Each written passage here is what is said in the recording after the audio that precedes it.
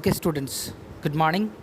आज हम लोग इंडो गैंगेटिक प्लेन्स के बारे में स्टडी करेंगे और लर्निंग आउटकम होगा student will be able to understand the formation of Indo Gangetic plain and second outcome is student will be able to identify the different relief features of Indo-Gangetic plain.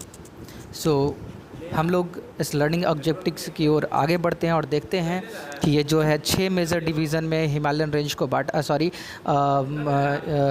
Physical features of India को बांटा गया है। Himalayas, Indo Gangetic plain, Thar desert, peninsular plateau, coastal plains हो गया। तो ये सारी चीज़ें हम लोग यहाँ पढ़ेंगे। अब स्टार्ट करते हैं इंडो गैंगेटिक प्लेन की।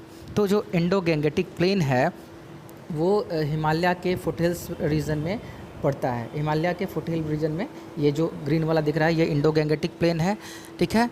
अब इसका फॉर्मेशन कैसे हुआ, इसके फॉर्मेशन के बारे में तो देखेंगे कि जब हिमालय का फॉर्मेशन हुआ, देखिए ये हिमालय का फॉर्मेशन हो रहा है, ठीक है। हिमालय के फॉर्मेशन के बाद ये जो तराई बना, इसका जो फुटहिल्स में जो वैली बनी, देखिए हिमालय के फॉर्मेशन के बाद ये जो फुटहिल्स में वैली बना है ना, इसी वैली ने इंडो गैंगेटिक प्लेन को लॉन्ग वैली बनी और इसी ने इंडो गैंगेटिक प्लेन को जन्म दिया। अभी ये वैली है, ठीक है। लेकिन आगे क्या हुआ कि ये जो इंडस रिवर है, ब्रह्मपुत्र रिवर है और इंडस रिवर है, गंगा रिवर है, इन लोगों ने डिपॉजिट किया। देखो इंडस का डिपॉजिट, गंगा का डिपॉजिट, ब्रह्मपुत्र का डिपॉजिट, इसके एलुवियल डिपॉजिट से ये जो है फर्टाइल लैंड बना। फर्टाइल लैंड कैसा बना? इंडो गैंगेटिक प्लेन इसको कहा गया।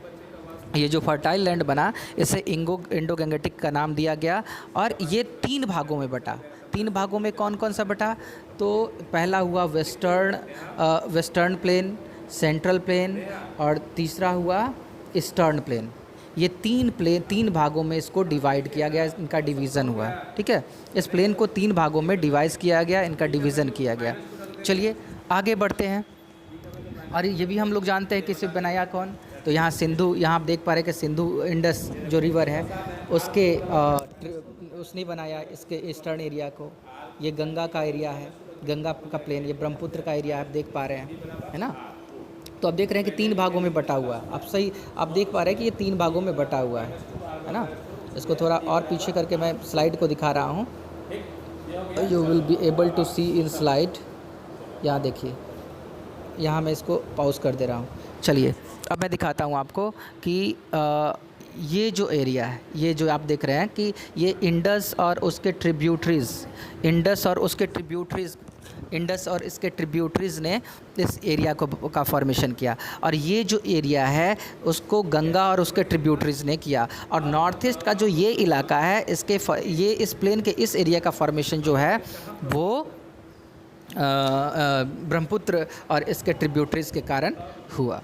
तो इस स्लाइड में इतना ही। फिर आगे मैं बताता हूँ कि इसके और रिलीफ फीचर्स क्या है।